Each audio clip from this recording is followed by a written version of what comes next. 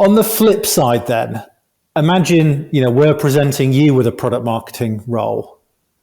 What do you want to know about it? What's a green light? What's a red flag? What sort of interests you as a product marketer? How should companies be positioning product marketing jobs to attract good product marketers?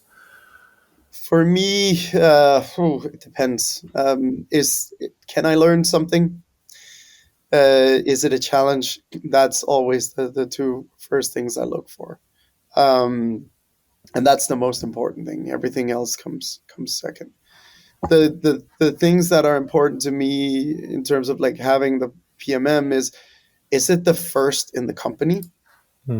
If it is the first in the company, I want to understand who had the idea of bringing in a PMM. Because if it doesn't come from the CEO, I will probably say no. If the CEO doesn't understand it, it's a no. Simply because if you look at demand gen, it's really easy to understand the value. You spend marketing dollars, you acquire customers, they bring in revenue. That is a very, very easy calculation to make. If you're looking at a PMM, you don't necessarily have that. Because if you have a demand gen person in place and the PMM opens up or makes a market more efficient because of positioning or XYZ, demand gen person can always say, oh, well, we did some new, opened up some new channels, some new experiments, and that worked out really well. And yeah, sure, that's also accurate, but it doesn't run on its own. And we've seen examples where we've completely obliterated the past numbers, and then it's just a demand gen person doing their job really well. It's super fun how the world works. So have the CEO be the main driver of getting this resource in. And if the CEO isn't, the CMO definitely has to understand what is the purpose and set the clear goal, very clear goals for what you need to achieve that the CEO aligns with. If that's not in place, massive red flag. The other thing I look at is the job that the potential company that I'll join is performing for the customer. Is it a real job, or is it just we're trying to do millions of jobs? That's important for me to understand, and then understand if we can limit it to the important job. Because if there's no focus in the organization, you're going to end up not growing as fast as you would if you have clear focus.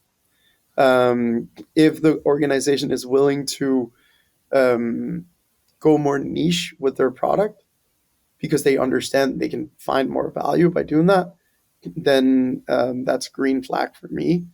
If they say, worry about a ton of different competitors, that's a massive red flag for me, because it means that there's no focus. They don't know what they're developing for. And one of the places where I go to figure out if this is a red flag or a green flag is I tend to get a meeting with the leading product person, whether that's a CPO or head of product management, whoever runs the product org. That's where I really look for those clues, because they can give me an indication of how they work, how they think about their roadmap. Because I've been in organizations where the roadmap was basically just feature requests. Yeah. Or our competitors just launched X. We need to do it. Yeah, it's hard. So I'm looking for what's a guiding stick. One company that I really look to for a lot of inspiration is Superhuman.